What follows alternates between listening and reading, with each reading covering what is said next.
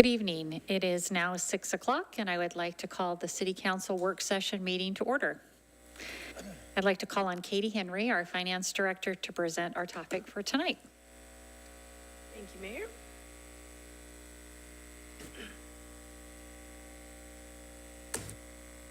As soon.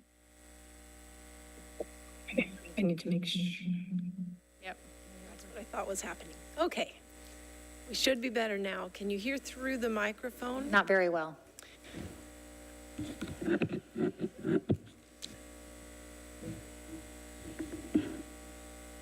How about now? Yes. The posture won't be as good, but that's okay. Okay, let me get the screen sharing going and we will get to where we need to be.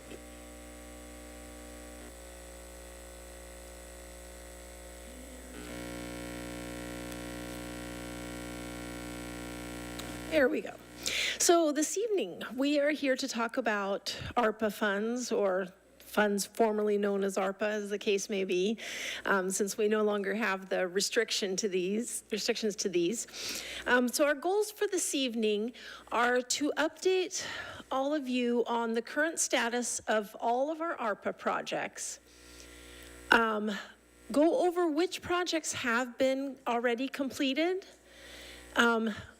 determine some logistics. Basically, we will need to bring an ARPA budget amendment, and so we want to cover the numbers, make sure that we're all in agreement before I write the resolution so that we can bring that in April.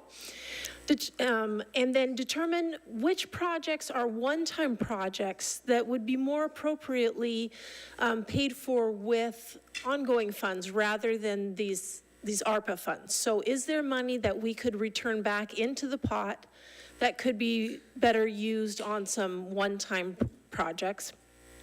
And then what do we want to appropriate the remaining balance for? We are at the point where we need to include things in the fiscal next year's budget, or we won't be able to include them. And so this is our chance to kind of bring everything together for the ARPA funds and see if there are any new projects that staff may not have considered or that weren't in the list of ARPA projects that we want to add.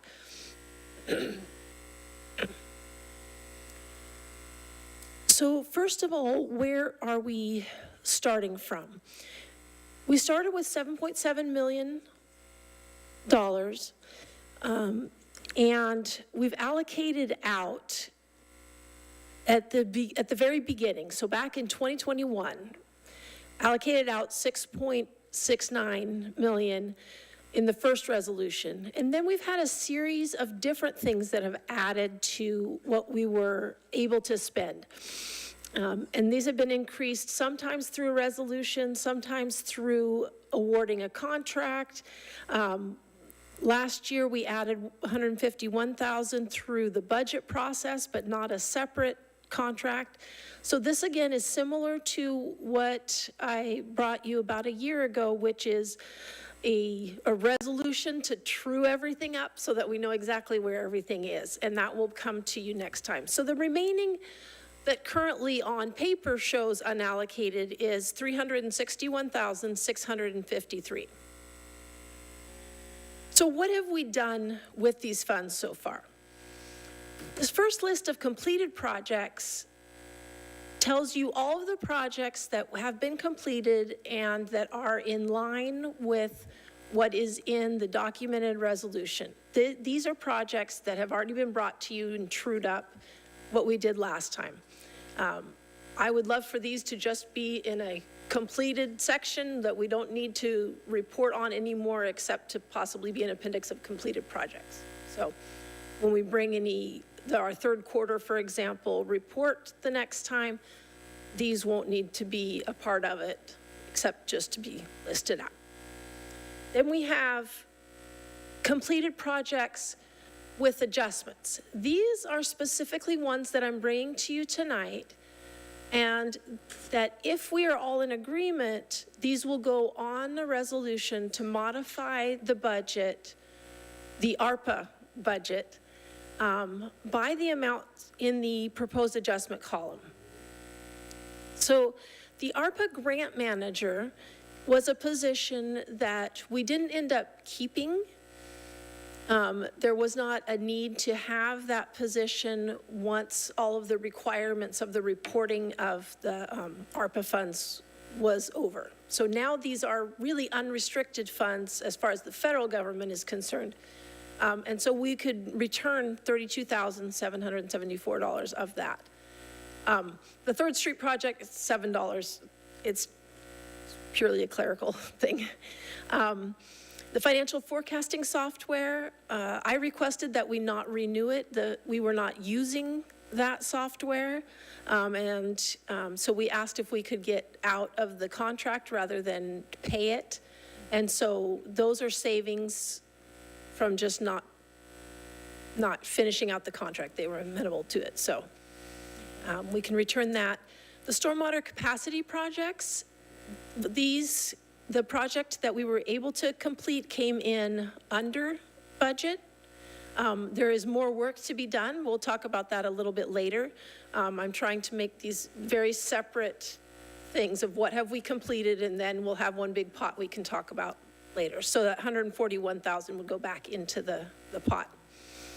Then the Innovation Center, that had a lot of different funding sources, but this pot came in under by 4,000. And then the mobile rec station actually came in over budget. Because of the savings on the other ones, my ask is if we can use the ARPA funds to make that project whole, so that we can just close that out, make the general fund whole, and be done with that. So That's fine. Would anyone have a problem with that? Let me say, No. to put that on the resolution. I'm not. Did Councilor? Let me ask you a question real quick. Could you explain to everyone what the mobile rec station is for those that don't know? Why it went over or what it is? What it is, yeah. What it is? It is I believe it's the library. Go ahead, Adam. The mobile rec station's a transit van that Park and Rec has that deploys different rec things in the summertime, especially with our summer kickoff series. And then it had a wrap put on it, and that's why it's a little bit over. Does any counselor have any heartburn over the $4,000? No, I'd support that. You're good. Okay. Any questions on any of the completed projects that we just discussed? No questions? Okay. So with the money returned back from these projects, that brings us to $556,000 in the ARPA pot that can be allocated out. So what are we actively working on with ARPA funds? We have in park maintenance the system-wide irrigation project that's currently ongoing. That is actively being worked on right now. It should be completed this summer. So it may be completed before the end of the fiscal year. It may be completed in July. It's one of those that's going to kind of straddle the fiscal year, depending on weather and contractors and all of that.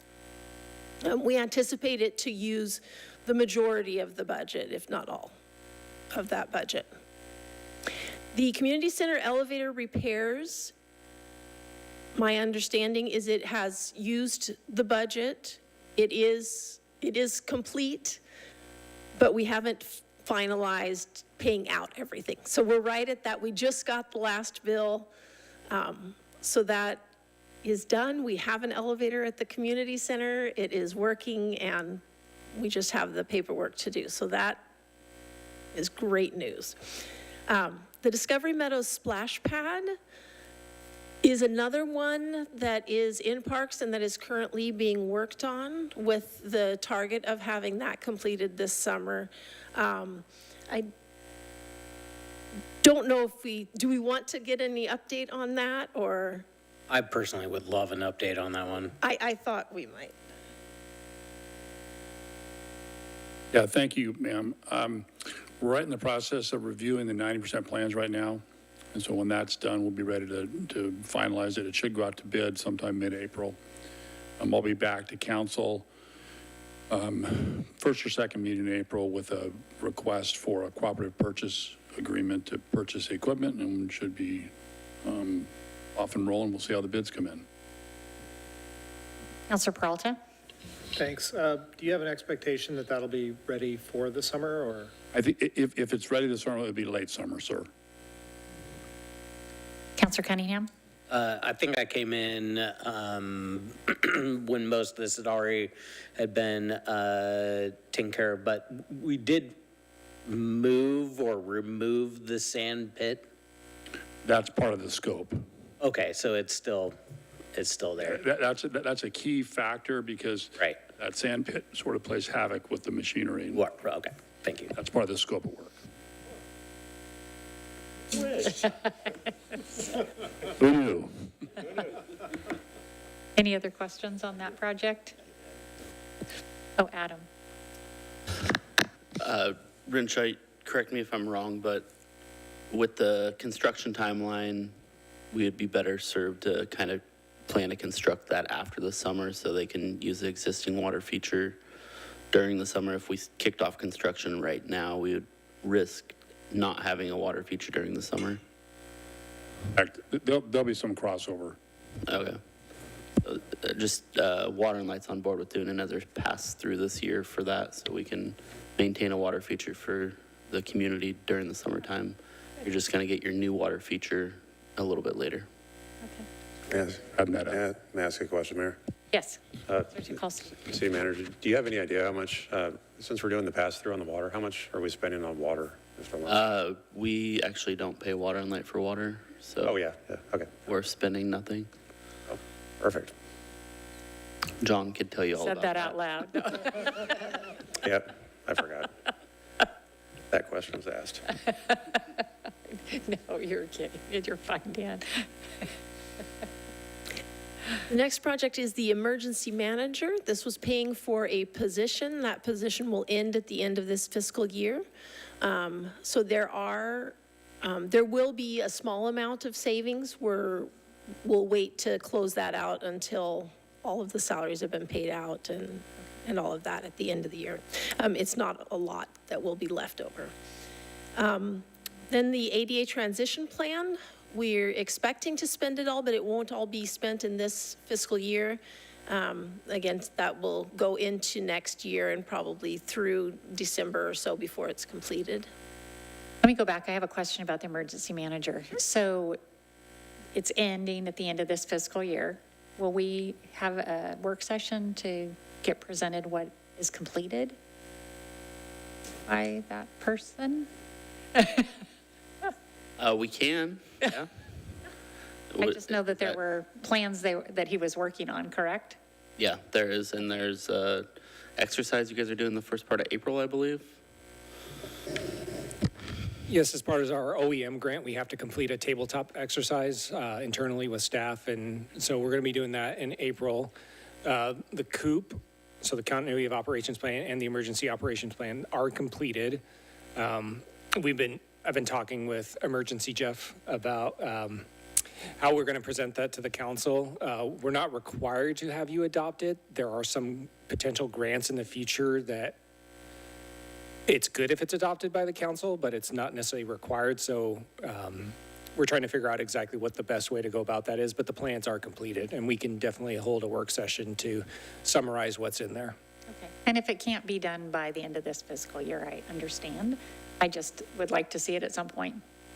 Yep, will do. And then those plans will go online as well with correct redactions for parts that we don't want to share out with the general public on some of our responses, but. All right. Thank you.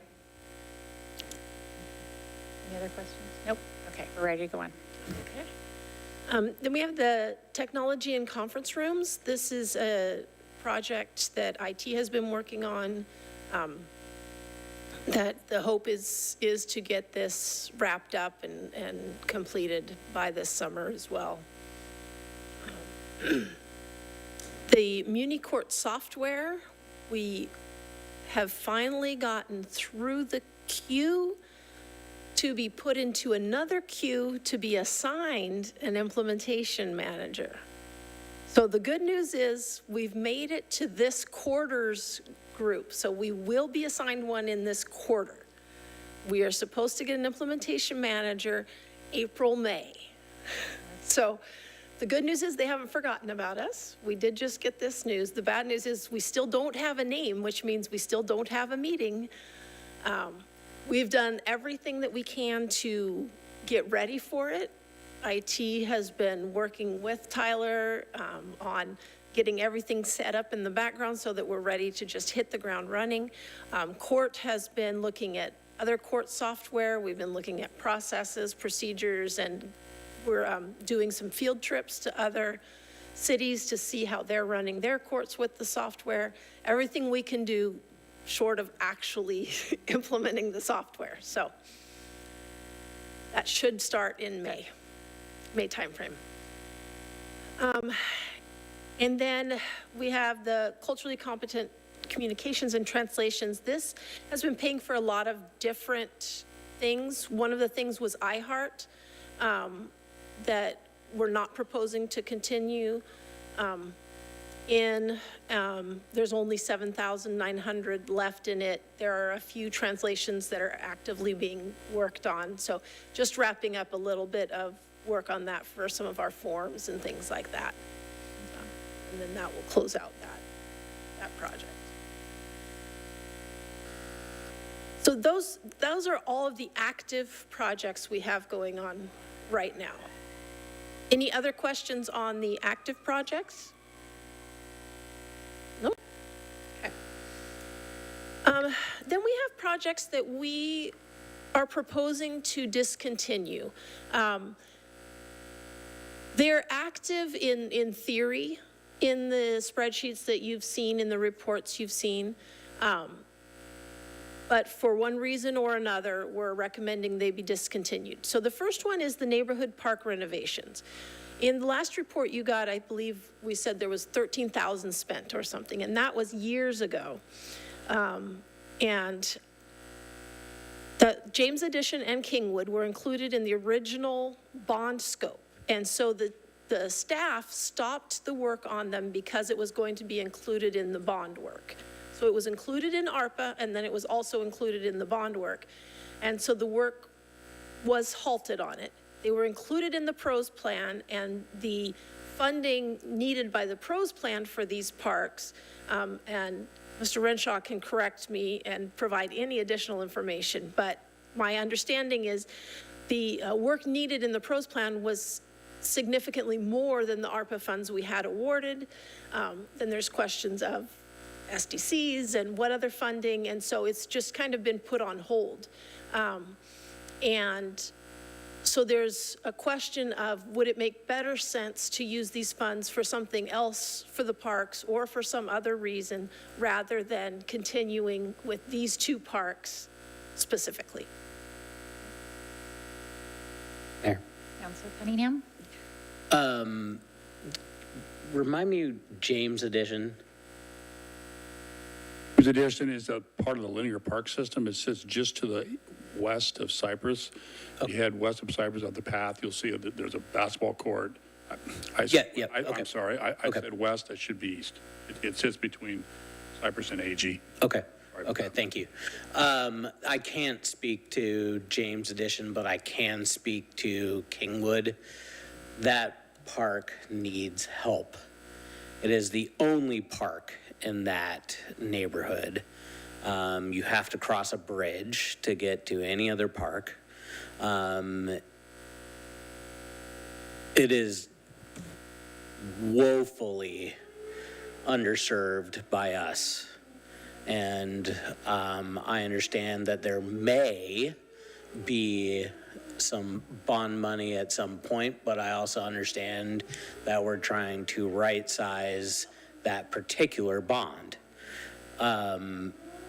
I would plead that we keep this in and start sooner than later on the renovations for Kingwood like I said, I can't talk to James Addition specifically, but I feel like this is an underserved community that really does need some attention. Counselor Geary? A couple questions. I agree, want to invest in that park. For what it's worth, on that side of the bridge, we do have another park, Bando River. It's a mini slice park. So it's easy to blink and miss it on a cul-de-sac, but there is another tiny little guy over there.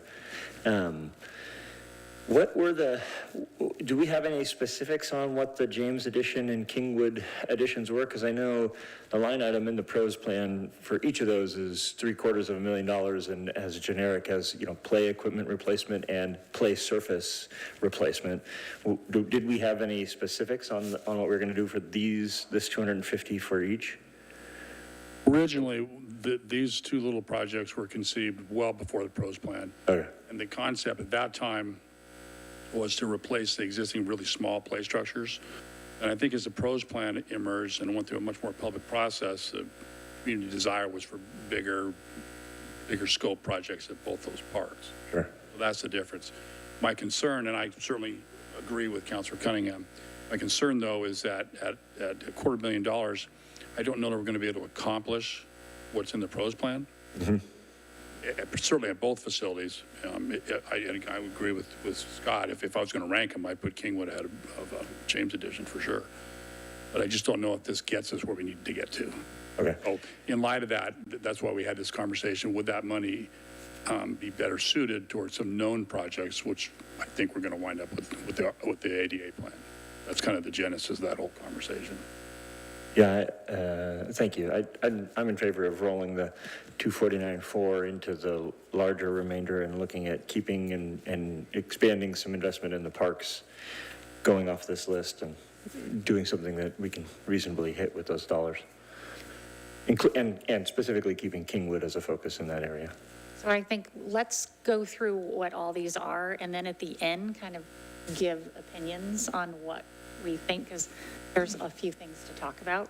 So we'll keep that note, Councilor Cunningham. Okay. Then we have the HRDEI implementation. The main costs that are remaining in this category, well, there's two pieces. One is the recurring NeoGov costs, which is recurring. It's going to be every year. It's part of having HR, so better suited with an ongoing revenue source than a one-time revenue source. The other is the signage, ADA signage, I believe, or DEI wayfinding signage. That 25,000 for the signage in there would be for the two big, large City of McMinnville signs. One would be refurbished. Renshaw could speak to more specifics, but there's some lighting dollars in there too. You're talking about the signs for 3 Mile Lane in the south end of town. Just real quickly, what we've run into there is one of the signs is beyond repair. And so as it turns out, and the mayor will probably remember this, we used to have a very large entry sign on the north end of town where Wilco now sits. Well, as it turns out, the gentleman that actually built that sign, when that area was changed, it's in his garage. True story. In Jerome Blankenship's garage, or excuse me, Jerry Blankenship's garage. And so we now work with Jerome, his son. And so what we propose is to take that large sign, refurbish it. It would go in the south end of town towards Lowe's. That sign that's there would be pulled out, be refurbished, and it would be put at the 3 Mile Lane location, just because we're size constrained at 3 Mile Lane and not so much at the other end of town. That's kind of what that little sign Tetris deal is. So. Great. So I was way kinda off, fun. but Little that's what the 25,000 for signage is for. So that would return 38,700 after that signage amount is taken out of that project. Question, Councilor Peralta? how much are the carrying costs for NeoGov? I believe it's about 14,000. Or actually, no, that's the piece that we were paying with this. Didn't we find out? No, he's not here. I think we said it was about 60,000 a year total, wasn't it? For full, all the NeoGov All the stuff NeoGov? was like 55. So this HR component that was coming out of this line item is 14.5, and then the rest of it's about 40. About 40,000, yeah. So I, with help of Crystal and Katie, wanted to remove any ARPA spending that was for ongoing costs. So we had a true picture for our budget forecast for our going forward years, and that we weren't relying on ARPA to fund ongoing costs. And then we get to that 2 to 3 years out, and we're trying to come up with money because we weren't forecasting that in our model. So I wanted to true everything up so it's in our model going forward, so we know where we need to be. Good.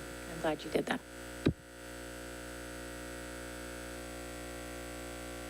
Another project we have in the model is the update to Parks and Open Space Master Plan. We had a conversation last year about funding for the bond and what should we put in and what should we take out of general fund dollars and what should we take out of ARPA money. And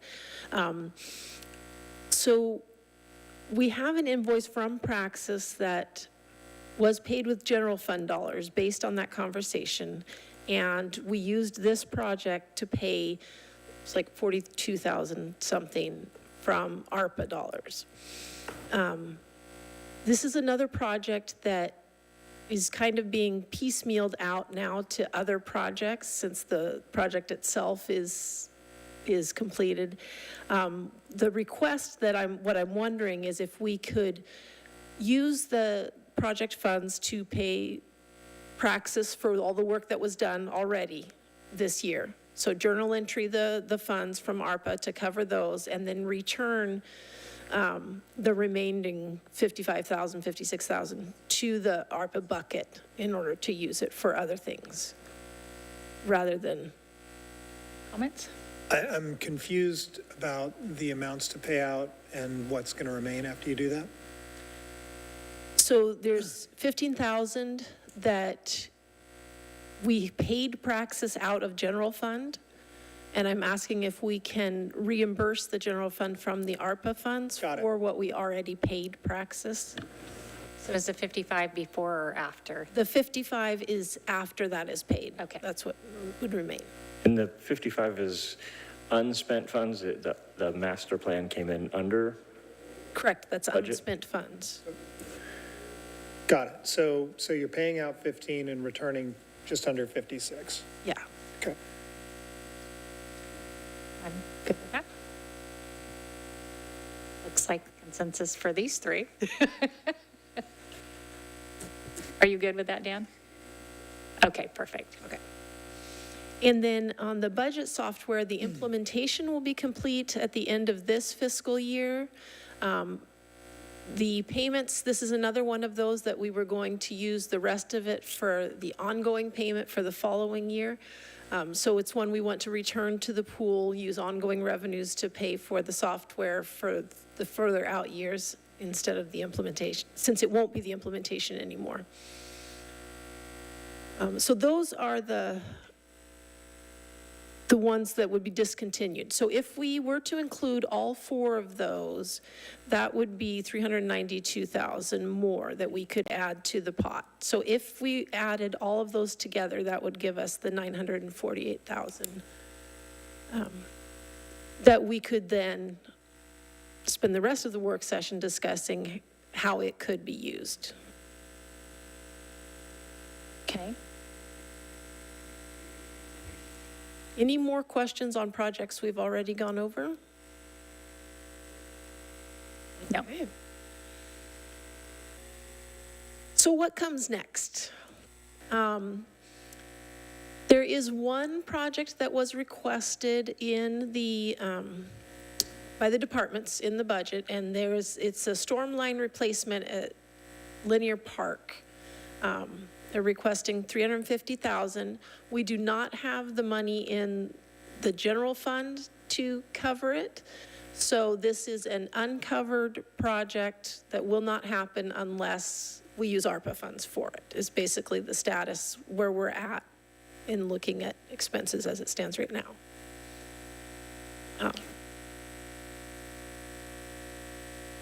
Can someone explain the project? I can start and then James can correct me. Okay.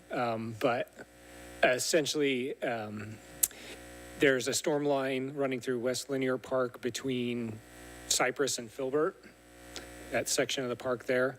It doesn't go the whole length, but that line has been failing multiple times over the years. And it fails, creates a sinkhole. We have to repair the line, fix the sinkhole, then it fails like 10 feet away, and it's just continually happening. And since it's outside of the right-of-way, we can't use street funds, which is usually what we use to repair storm line failures. So that's pretty much the quick and dirty of that one. It's going to continue to fail, and we'll eventually replace the whole thing, one patch at a time. But we were looking to just kind of have it all done now and not continue to cause damage to the park. So how many linear feet do you think that is that you're going to repair? And did you say between Cypress and Filbert? Yes, Okay, thank you. it's about 600 to 700 feet of pipe. Would there be, I've gone by there a lot, it's really pretty gnarly and overgrown. Would there be some, for lack of a better term, wetland planning and replanting efforts going along there as a part of ripping all that up to help, just environmentally manage floodwaters in the future? Yeah, so the project did consider what we'd be putting back. David might be able to speak to it a little bit better what our general plan for that would be, how we would repair the park afterward. What you're talking about, sir, is the pond to the east, or the west, excuse me, with all the willow. Yeah, the westernmost extent of that Jan Dynamic. There's an open pond where the outfall comes from the west, and it's been overgrown. Yeah. And so I don't think that's part of the scope of this. Okay. I think the scope here is to replace the pipe. Yeah, the pipe doesn't go that far. The pipe kind of starts just after that. That's where the inlet is. If I were to pull this up on GIS, would I see that pipe on there? Okay, cool. See it. Thanks. As you're walking through the park, if you come just past that pond, you'll see a couple field inlets. And what those are, they basically, as that pond overflows, it then drops into that pipe. That's how it works. And so you can see where that pipe starts, where the field inlet closest to the pond is the start of the pipe. Understood. Any other questions about that project? Yeah, I had a question. Okay. The area that you're proposing is about 1,000 feet using the Google measuring device. There's still another 1,500 feet left over in the linear park. Did you say that west of Filbert and east of Cypress don't need replaced, or that's not there? Those parts haven't been failing, but like this section has, and so it doesn't reach all the way to Filbert. It's so starting at Cypress going west, it ends right kind of near where Jasmine Court, that cul-de-sac is. So it's about 2/3 of the way. Those other pipes will, further to the east will probably need replacement in the future, but they're not having the failures that we're experiencing right now. Okay, thank you. Any other questions about that project? Just a question for the board. Did you guys need a response on this 350 tonight from folks? Let's go over all of the projects, and then we can talk about what we want to bring forward as the packet for that full 900 amount. So the project that we have talked about is the ADA transition plan is going to require a lot of projects. And so one of the things that Mr. Renshaw was talking about was that there are a lot of parks projects that are going to be in there, and we don't have any money to start addressing those projects. And so with the funds that were attributed to the two parks previously, the question was, could we repurpose that for specific projects identified in the ADA transition plan for those parks or for other parks, or however you as counselors would determine what was needed. But the staff asked that we please at least present it as a possibility because there is going to be a need for funds to take care of those items. And that won't be until late fall, because that's when the report should come back to us, is October-ish, I believe, That I don't know. Jeff may know the timing better than I do. this morning. Yeah, we were talking, report, yeah, in the fall and probably wrapping it up after council discussions sometime about December. So it'd be next spring at the soonest that we do. Depending on what the repairs are, yeah, it would probably be next spring if it's anything that's flat work like concrete or anything like that. If it's something with playground equipment or, access to drinking fountains or things like that, it might be able to be done in the wintertime, but would depend on what it is. There's, we've seen one report, I believe, for Thompson Park, and it had 86, it was an 86-page report just for Thompson, which is not one of our largest parks. Each finding roughly has a 2-page standard response, so What did you it's say like this morning? 40-some findings for Yeah, Thompson It's Park. going to be like 10,000 pages, Yeah, it's going to be is what she significant. said today, Um, with all the details. So, okay, so this is something to consider, and we could be specific on how if we chose to do this, how we chose to do it. Right, Okay. exactly. Then we have community security barricades. Rising concern in the current climate. And Chief Wood has looked at some barricades and priced some out. And so the options could be to set aside the full amount to purchase 16 units. And he will have to provide information on what that means as far as units go. We could do half of the number, and then a year later, or when we had other funds, do the other half. And that would be 115 to do half of the number. Thank you. Chief Wood, do you want to show us what you're talking about? Claudia's going to share her screen. Okay. In the planning for several of our major events in the downtown cores, like Alien Days, cruising, we have a space that's occupied by, like Alien Days last year, the estimate was 25,000 plus people. We're immediately adjacent to some of the busiest streets in the community, one being a major highway.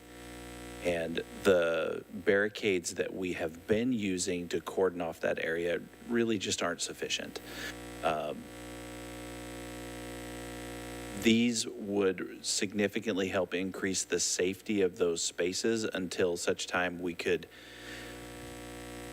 implement some more permanent fixtures in the street surfaces, since those are the areas that we most frequently use for our community events. These would help fill that gap, plus they're mobile and could be deployed just about anywhere in and around the city if we needed them. Neighboring communities are also investing in these barriers. We found 2 neighboring police agencies that also have invested in these barriers. So when and if we needed a mutual aid response for additional units, these would operate with those additional units as well. So 16 units plus all of the ancillary equipment that go with them to close off the street would significantly increase the safety on 3rd, 4th streets for events like Alien Days, cruising, the Halloween trick-or-treating, farmers market. They come on a trailer, they're hand deployable, and something that I think we really need to invest in as a community to increase the safety of those spaces.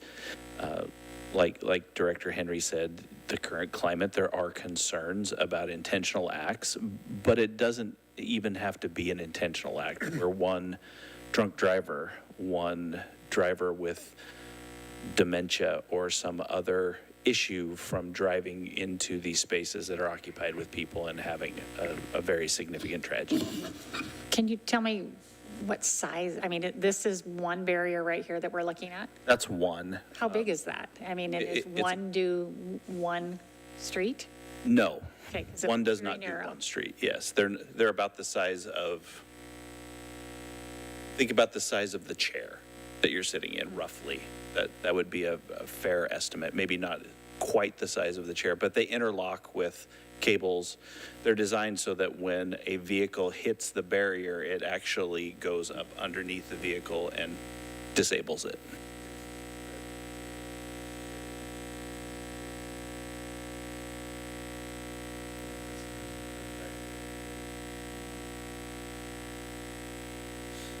So 4 on a street, 3 or 4? 3? It's going to depend on the size and the width of the street. Right, but a standard street, like 30? 3 to 4. 3. Okay. What about, so right now, I was asking Adam this earlier, but I'm going to ask you. So putting those in place, do they get locked into place with the cables, so they're not easily moved? Yeah, you move them with a device, think of it similar as a hand truck, so they are mobile by one person. They're not designed to be stationary or locked into place. They're designed so that when they're struck by a vehicle, they tip up and underneath the vehicle to disable it. So what about? You're not going to pick it up and put it in the back of your pickup and steal it. Okay. So I know some of the events, at the end of the event, volunteers take the current barricades and just slide them to the side. What would be the case with these? These would probably have to be set up and taken down by city staff. So it would More likely. possibly add cost, because that would most likely be on a weekend? There would be some cost associated with the setup and deployment. There's also some opportunities for cost recovery for leasing, renting these out as part of events. And they'd be stored at Public Works on a trailer? So are we having to purchase a trailer to go with it? Trailer and all of the other transportation and setup takedown materials are part of the package. So the only thing that you need is a 3/4 ton pickup to tow them. And Public Works owns several of those. So if there's 16, is there one trailer for all 16? There's No, 2 there's- trailers, 8 Yep, on a trailer? 8 per trailer. Okay.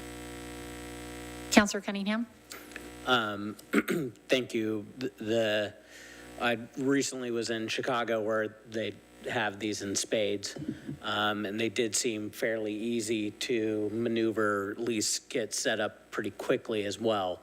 And being someone who's worked with the MDA on many of those events, this has always been a concern of mine, is that at any moment we could have not a terrorist situation, like you said, someone experiencing a medical situation, and it would be horrific downtown.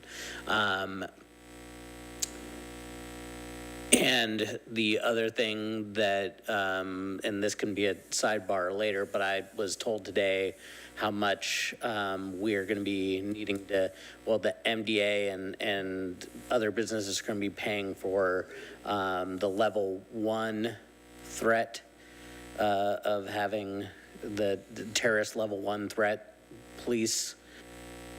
That's news to you? I'm not exactly sure. The MDA was told that they were going to be paying $10,000 for the UFO festival this year. So we've had a contract with the UFO Festival, the MDA and McMinnville's in the past to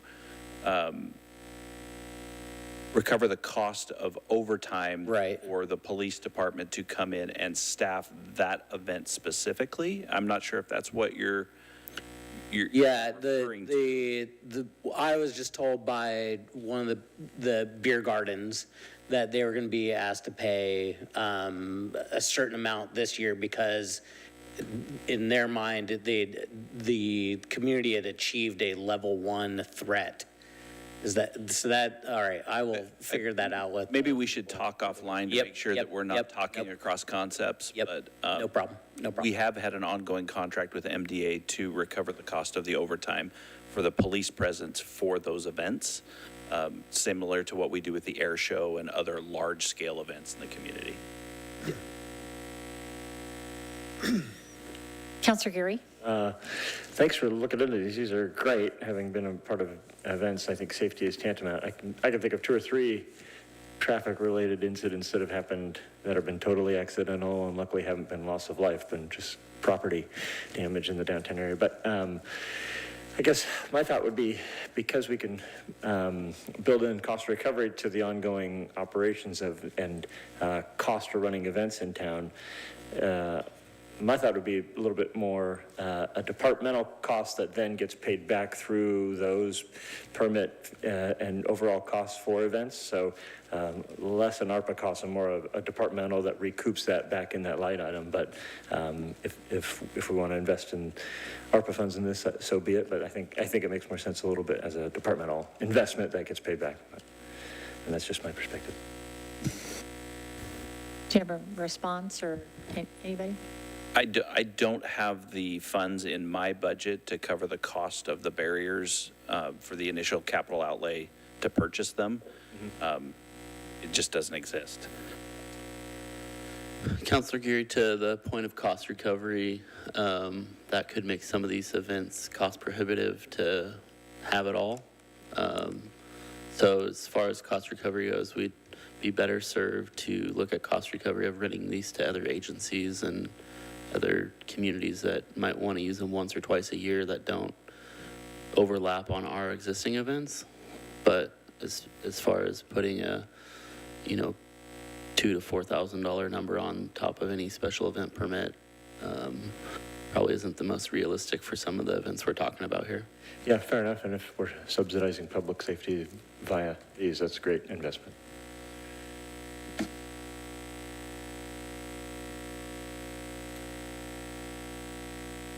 Sure, I heard what you said. If ultimately these ARPA funds are investing and subsidizing public safety for all these events, then that's an investment I'm willing to make. Gotcha. Thanks. Okay. Is there more? Yes. Yeah. Get to the share button again.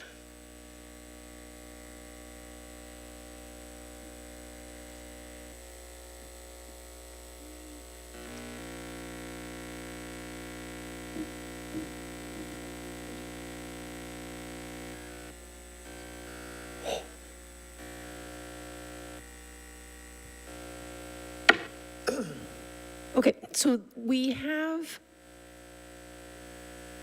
just proposed these 3 projects, but of course you can propose other projects that you have. The bottom line is, if we want to spend any of this 900,000, either in fiscal year 26 or in fiscal year 27, we need to be able to move forward with the administrative part of that, of getting it into the budget and moving that forward. So what we would appreciate from you this evening is a conversation and to settle on what should we bring back in that next ARPA resolution that would say, here are the projects that will be open going forward, so that we can budget out the funds and move forward with those. So before we discuss more of what's on the table here, and because are there other projects that a counselor would like to bring forward? Counselor Geary. Thanks. I had some ideas. The first chunk would be just from the parks plan itself, looking at the costs associated with it. Or pulling out known projects from larger project investment tabs of stated parks, but basically an investment in a Portland Loo style bathroom in any of West Hills or Star Mill or Airport Park, I think would be much needed. Some of the smaller things on there are wayfinding at Airport Park, Tice Park maintenance, vehicle access, to allow us to get down there and repair that park on a more helpful clip. Path from Shegwin Park to Grand Haven to connect the people there. And I know that development may be going in and maybe taking care of that, or we would need to put that in as part of that development, and that would allow kids to move a little more safely through that area. Just for what it's worth, the amphitheater in City Park is only tabbed at $325,000, so we could knock that out with some of this ARPA money. That's a fun project. Joe Dancer lighting is listed on there, and Wortman Park wayfinding. Aside from some park projects, some things I was going to throw out, also in bathrooms. I guess I'm very invested in bathrooms, but just I know we've always talked about a downtown bathroom. Would love to be able to see that. And then a little bit more wild, maybe picking off some of the projects from the Highway 99 Active Transportation System Plan for pedestrian safety. And then lastly, I know we've always had a hard time with our building and planning requirements of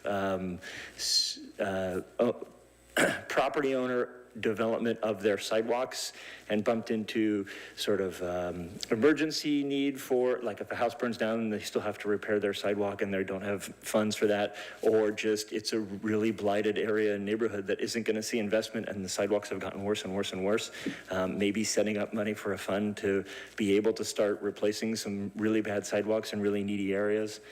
So those were some of the things I had thought about of current projects we could do that we could put some of this money towards for a one-time use. Okay. I appreciate your putting thought into it. Councilor Tukolsky. Yeah, I appreciate your exuberance and the, I would say, excitement for the projects, because realistically, those are all great things. I guess I would counter a bit and say we're going into a budgeting season. We were running a deficit last year, and while we would like to have a lot of these things, we keep talking about how to spend the money. We haven't said anything about the budgeting season coming up and how we might save so that we don't end up in as much of a significant budget. Is it required that we spend this money? It is not required. I believe there's a history in McMinnville that I'm not overly familiar with on these funds. My understanding is that it is up to the city on how we spend them, because we've met all of the federal requirements, and that council had a list of projects. We've gone through those projects, we've been working on them, and that's what has got us to where we are right now.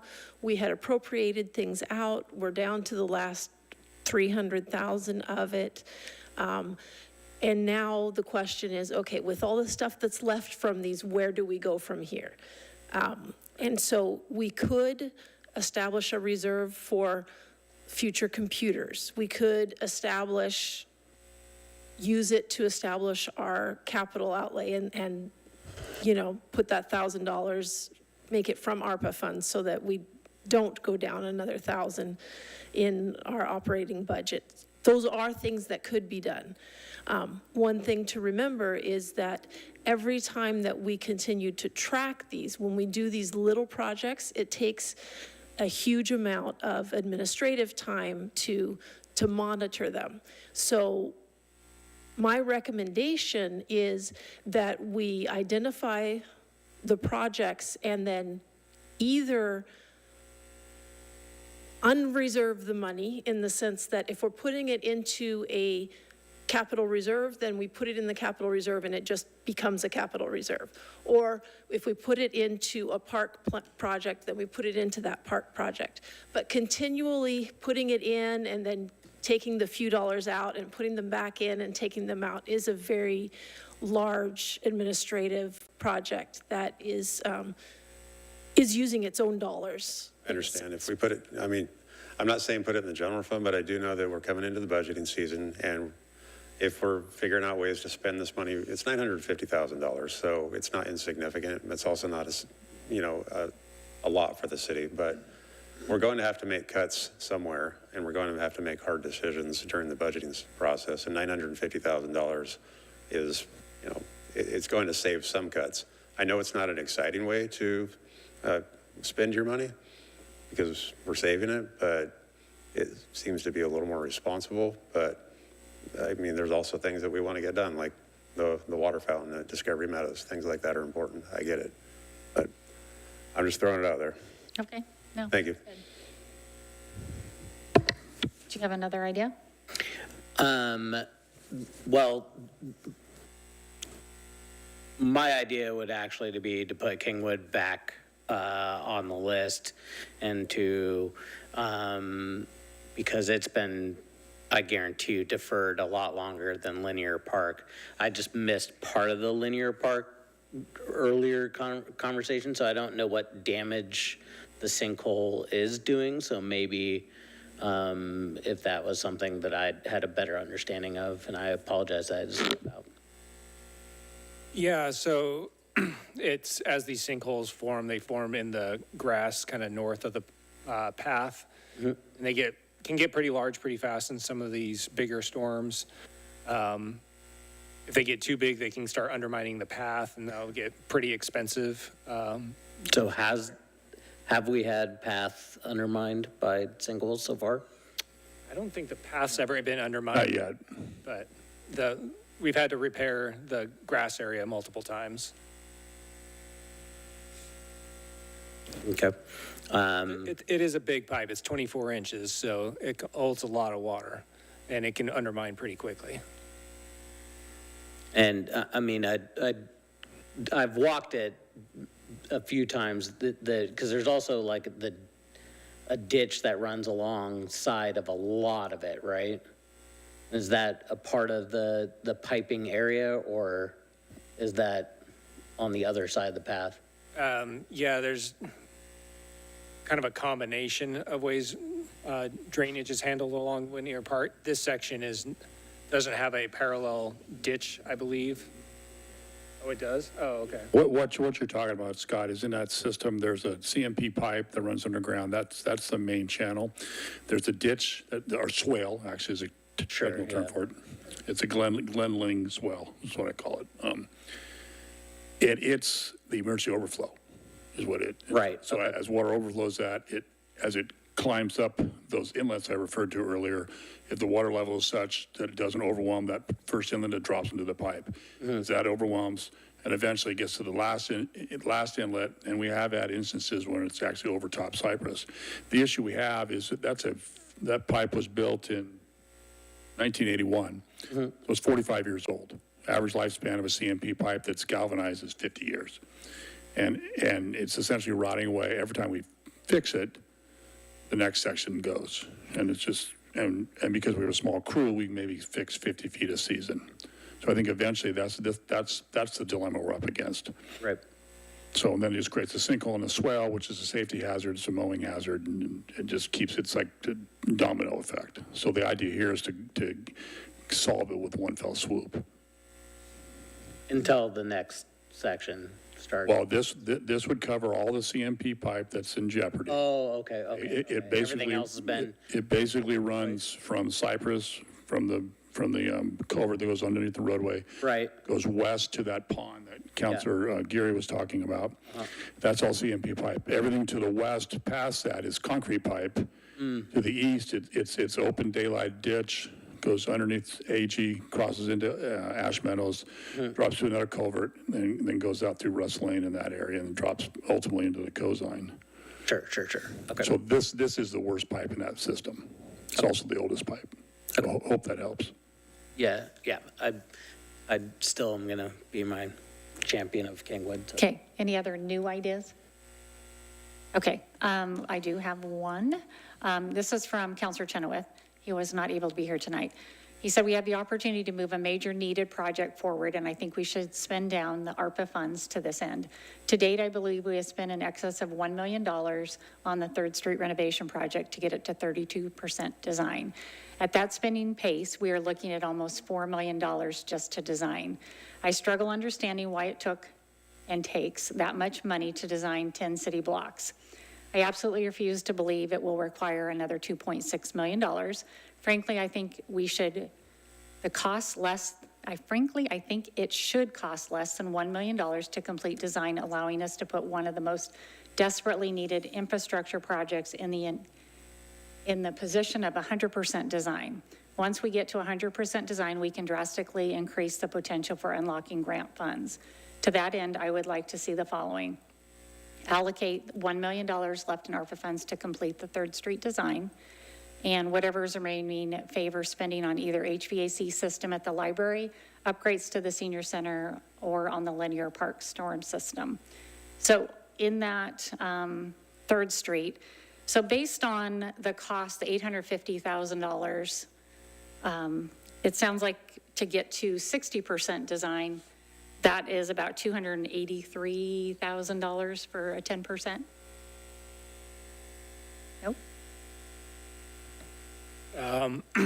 I guess I need Trying to figure out the dollar. dollar amount. And that's based on the $1 million that was mentioned there, or that's based on? So if you have 850, which I think it's more than that because we have to put in 97,000.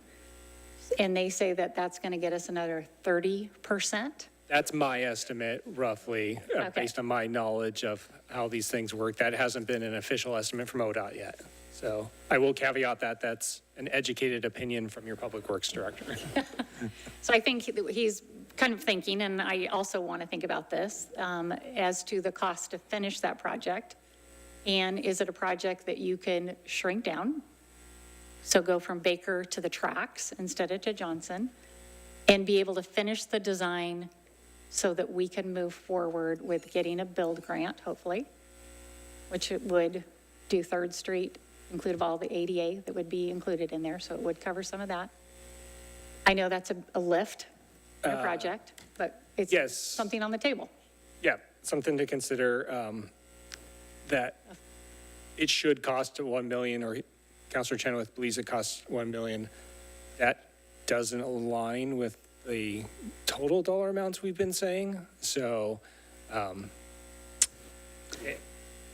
haven't done a cost estimate of what it would take to just do Baker to whatever, but that hasn't been the project that was the 850 that we got from the feds was for that whole section.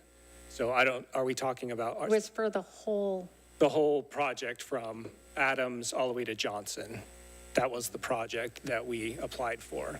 So parsing it down, there's steps we'd have to go through to do that. I don't want to, I'd have to do a little bit more research. So what you're saying is we'd have to complete the entire design, but yet when we talked about federalizing it and not having the funds, we talked about doing it in phases and maybe not having to do all the phases, but we still have to pay to design all those phases? I just want to clarify. I mean, that's the process the city's been moving forward with and the PAC's been moving forward with for a while now. I guess I would just caution making significant changes to the project scoping in this forum.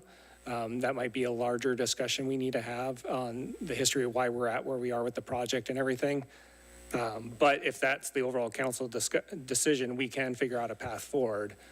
Mayor, if I can just, being the project manager for this since 2018, before it transferred to engineering, the city and the community went through several years of very intentional decision-making as to what the scope of this project would be, the length of the study area. And, you know, in terms of changing that, my recommendation would be we should have another intentional, thoughtful discussion with the community as to what that change would look like.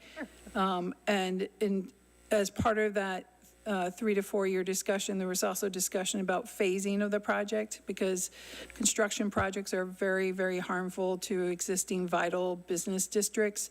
And a serial construction project is even more harmful, right? And so it's understanding the pros and cons of our constraints and the consequences and how to make that decision. And that was also done through that 3 to 4 year process. So I would encourage us as a city, if these are discussions we want to explore here in the near future, let's explore them, but let's explore them, you know, in a larger venue.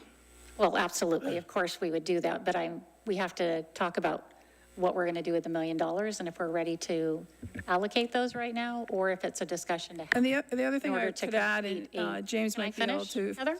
What's that? Can I finish? Oh, sorry. Yes. It's just a big project that has been delayed, and we don't know when it's going to happen. So it was just a process that Counselor Chenoweth wanted to put out there, that can we complete this for the downtown? Is this a way to get there? Yeah, Which I think is a fair enough question.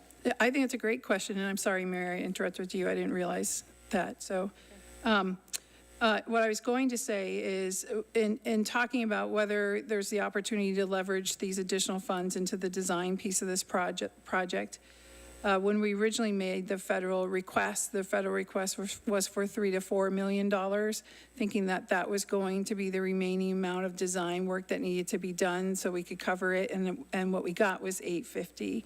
I don't know what it looks like now in terms of a projected design cost to get us to 100%, but I just wanted to let you know that. Thank you.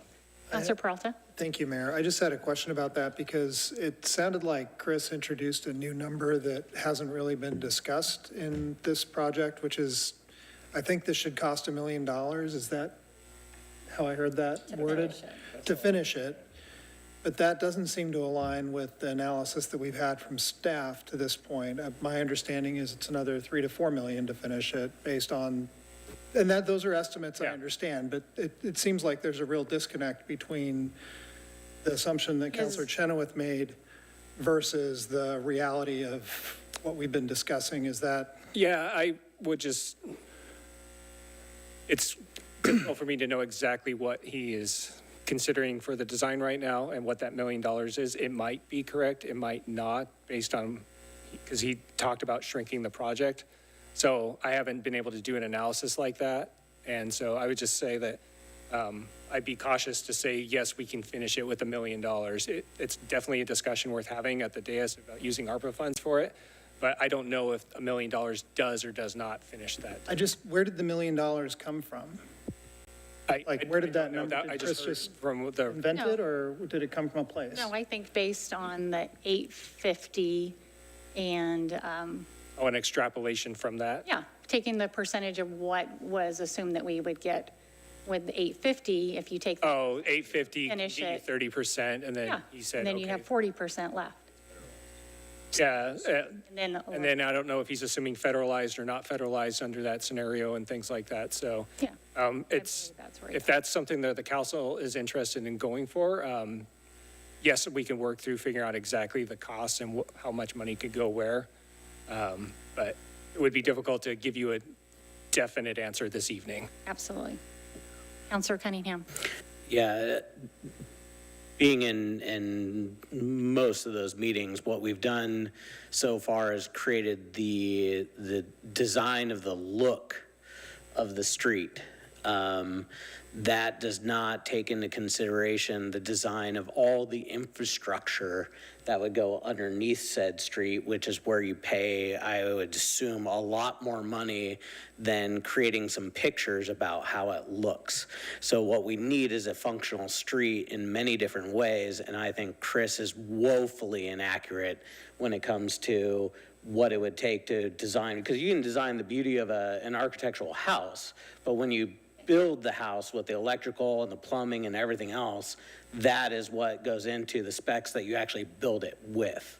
So I would just say that to take a shot that $1 million gets you all the way to complete when we're talking about one of the busiest, highest used streets outside 99, I think that we need to expect that it will cost us 4 times more than the $850,000 at this point.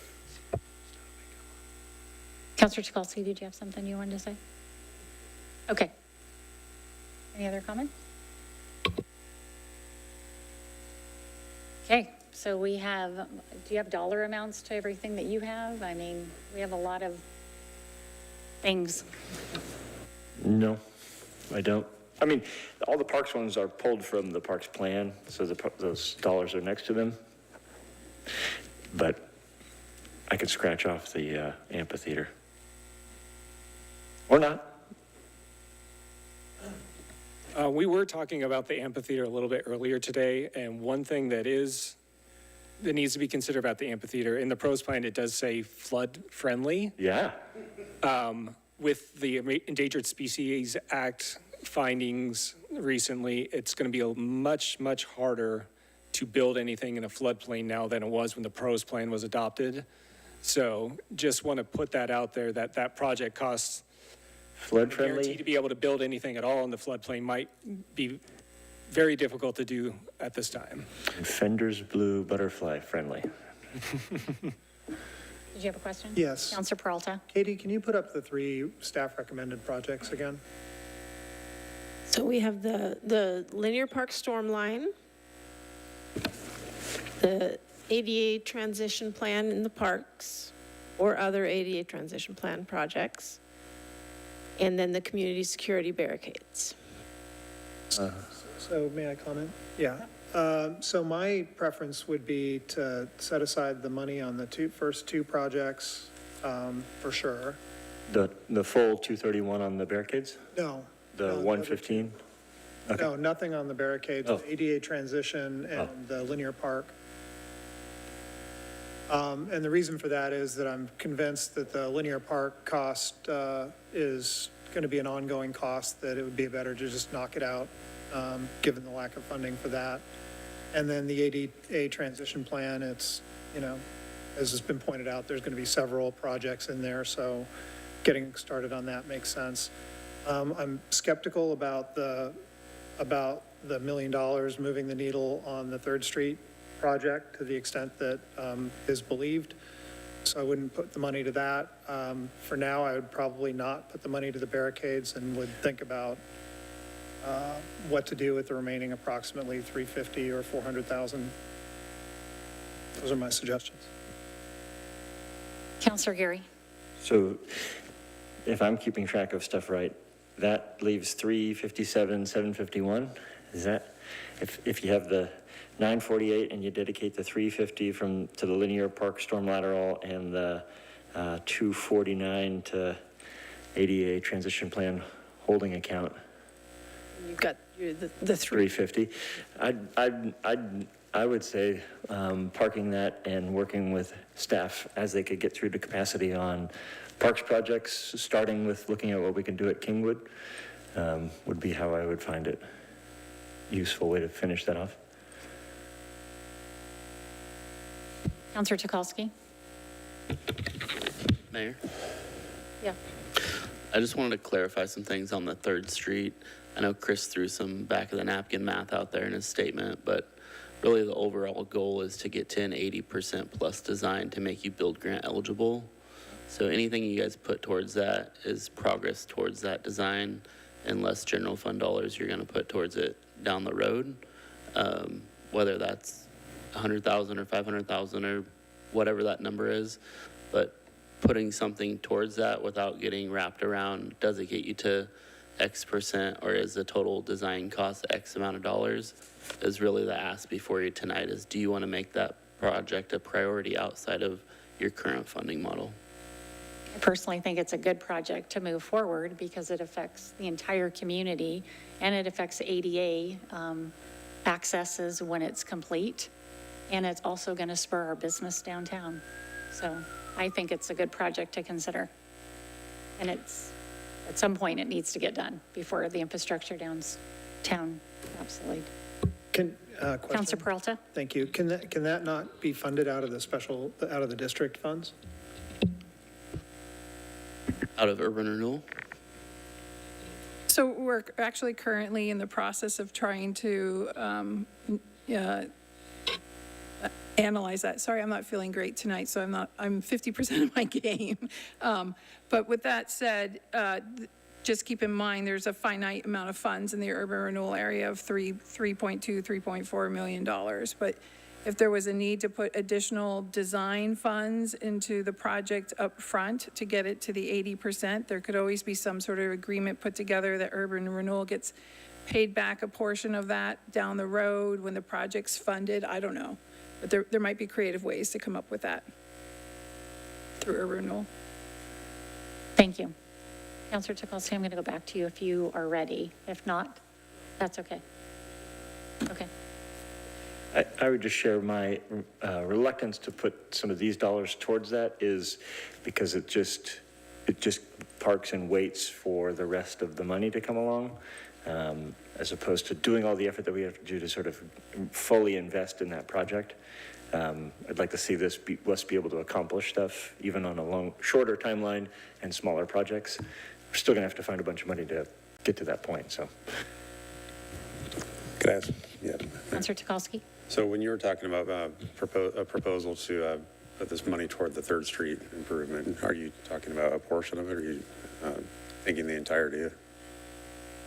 I would be fine with all of it, but I'd also be fine with a portion of it because I do think there's a couple of things that sound like they're important to get done.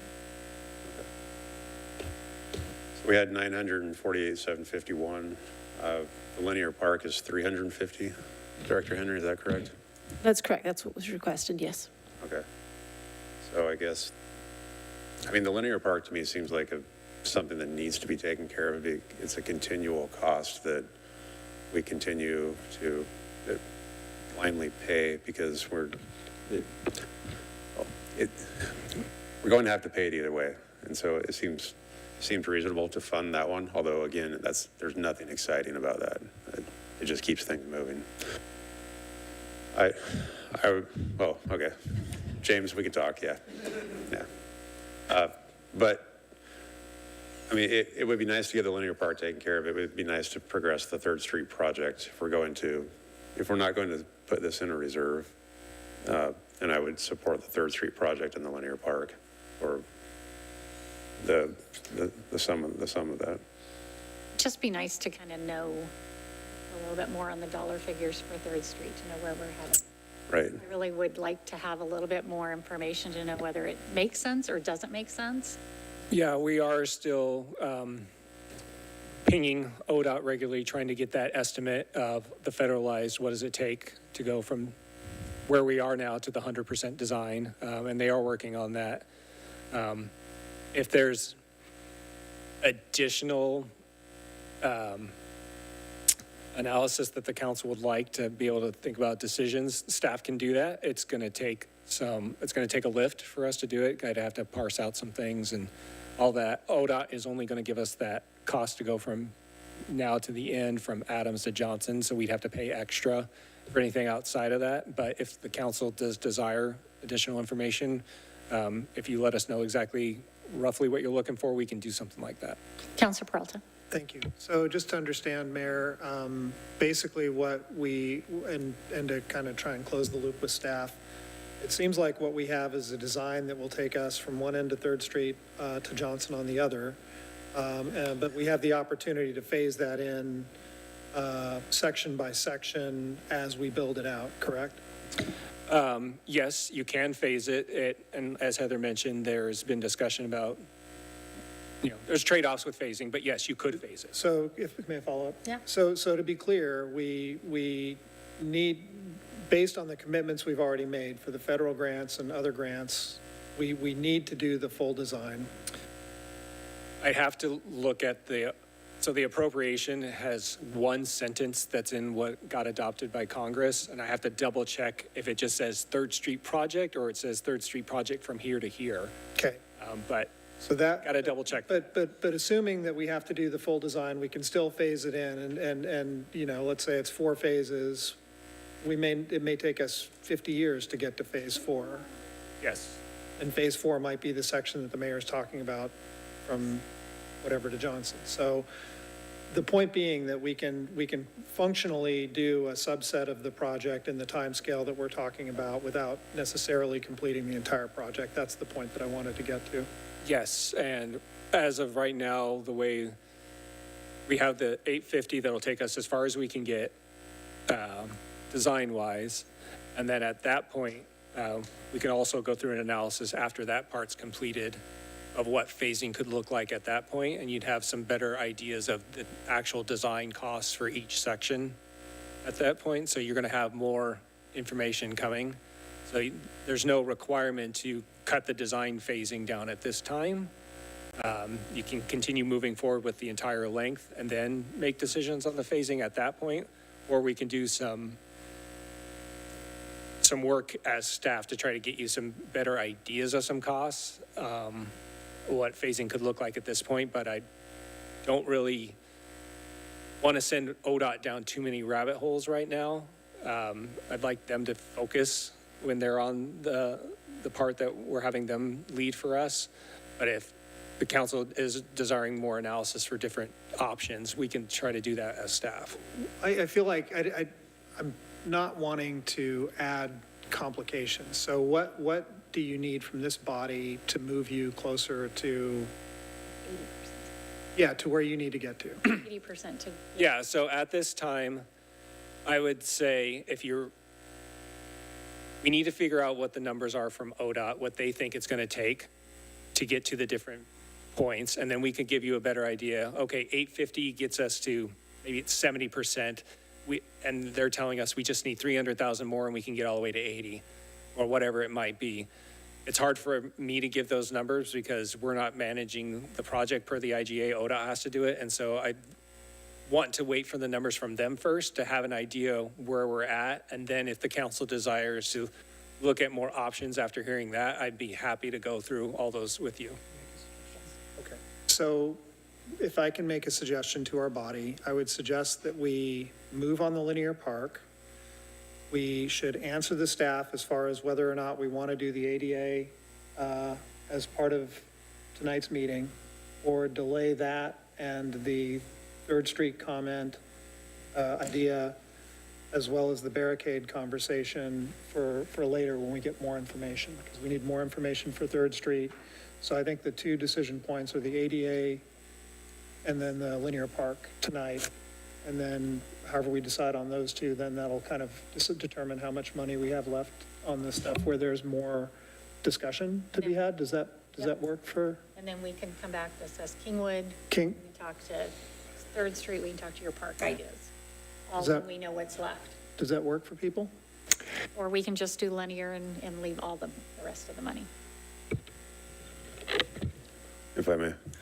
Counselor Tukalski? Yeah, what you're proposing is very reasonable. I would say that putting the linear park in there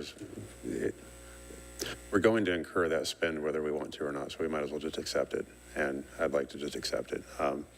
The other thing, though, is that if we could just park the rest of it until we have a little bit more information, would council find that acceptable? And to clarify, the debate, as the mayor pointed out, would be over park spending, including Kingwood, the ADA, the barricades, and 3rd Street. And we'd figure out between those 4 projects where the remaining 600,000 is going to go. Good with that? Good with that? Yes. I think I'm on the outside of this thing. I would say that we should probably invest in the 8 barricades, because I hate to say it's not if, it's when. And I think we're all going to be really upset if this was an option for us and we didn't take it with ARPA funds, which are, I guess, what the initial intent was for one-time projects. So I'm somebody that doesn't want to, have a stormwater issue continue to go, so I can get behind that. But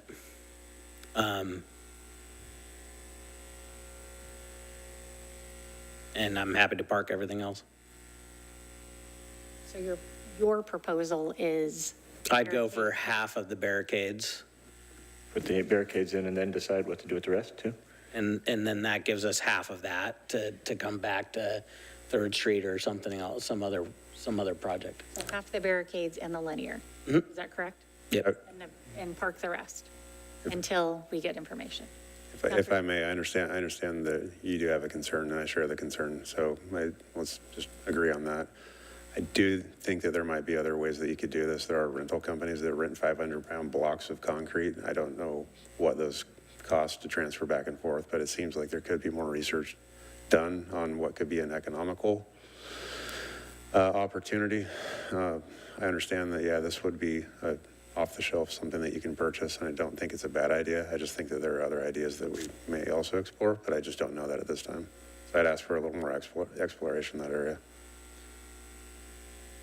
The comment that the mayor made originally, though, was that we'd oftentimes reopen the streets fairly quickly, and I could see, with half the barricades, we're talking about, 3rd and Baker and 3rd and Johnson is probably the likelihood, and obviously there's a lot of other entry points, honestly, within that. But I think that I don't know if there's other options that are as easily removable as this option. We're looking at you, Chief Wood. I know, I'm deep in thought for just a second. Sorry about that. To the point about using something like a Jersey barrier or something as a barricade, the benefit of having these to something like that is that they are removable should we need access for other emergency responders to come to the area for some other reason, or there's a fire, there's some other medical event where we need to transport people out. These are movable by an individual. One person with their little hand truck device can move these from one place to another, whereas a Jersey barrier, you're going to have to bring in heavy equipment and move those because they weigh 1,000 to 1,500 pounds a piece, I believe, is what the weight of a Jersey barrier, if not more. I guess it would depend on the size of the barrier that you brought in. So your ongoing cost for the setup and takedown of those is going to be far greater than it would be for something like this. May I ask a question, Mayor? Absolutely. So Chief Wood, it completely makes sense what you're saying. I understand. And I don't want to take the entire council and everyone into a solution space because we'd be here all night. But there seems to be some other ideas that we could throw out. I mean, would it be possible to contact the National Guard in town? I mean, you park a couple of Humvees perpendicular in the street. Would that? I mean, sure, it looks like militaristic, but would that stop the threat? Those are easily movable. That's not something that I would recommend. I know. I'm just throwing it out there. Yeah, no, I'm sure that we could brainstorm a lot of different solutions or ideas. This is the one solution that is applicable not only to this location, but several other locations across the city. That's the real benefit to this equipment, is that if we need it for the air show, we can take it to the air show. If we want it for the farmer's market, we can take it to the farmer's market. If we had some other significant event in some other part of the city where we needed to restrict access for the safety of the people in that part of town or for the safety of responders in that part of town, this equipment could be transported and deployed anywhere in the city. And we're talking about the 8, correct? Okay. So Yes. 8, so, go ahead. One more follow-up question, Yes. please. And I know you can't completely answer this, Chief, but if we're purchasing 8 of these units and we're expecting it to help out downtown, which it would, I mean, how many streets could we actually block off, like during alien days, approximately? 8 would probably cover 3rd Street for the entirety of 3rd Street? Like from one end to the other. That wouldn't cover 4th. That wouldn't have anything to deploy on some of the more critical side streets either. So you'd still have access from the north and south? 16 won't cover every side street from every approach. This is to cover the main, basically the biggest potential problem streets, the ones that are immediately accessible off of 3 Mile Lane, off of the highway, where we're most vulnerable for people to drive through and cause problems. Thank you. Okay, so let's go back to an idea. It's not a motion. So idea is, are we good about considering the barricades then? 8 barricades? Yes, and the rest, is it reasonable, Geoff, for you to bring us back an idea on 3rd Street to get to 80%? Is it, I think just knowing the speed at which ODOT moves and how long we took that IGA and then the ADA plan that, you're waiting on answers on that. I'd recommend if you guys want to move forward with this be for this upcoming fiscal year, and sometime in the next fiscal year, we bring back a work session that addresses The the reserve. ADA holistically with updated information for ADA, pair that with the pros plan, so that's informed and not just a guess, and then have an updated number from ODOT at their current pace. Perfect. I'm good with that. Okay. Yes. So what I'm hearing is that we'll bring back hearing? 8 of the barricades and the linear park for next year's budget, but the remainder amount we are going to leave for next year's discussion on the parks and the Third Street ADA and and Third the Street. ADA. Yes. Which is about 483,000. Plus whatever, all those projects that are currently ongoing, they will then be able to be wrapped up. So Resolved. all of those things that are ending this summer. So that will allow us to get a better figure once all of that is done and we have the final figures on those as well. So I'm in full support of that. I have what I need Okay. from this work session, Yay. so thank you. Any further comments, questions? Thank you, and thank you, all of you, for your patience and answers and, listening to us. Okay, I'm going to adjourn at 7:30. Thank you.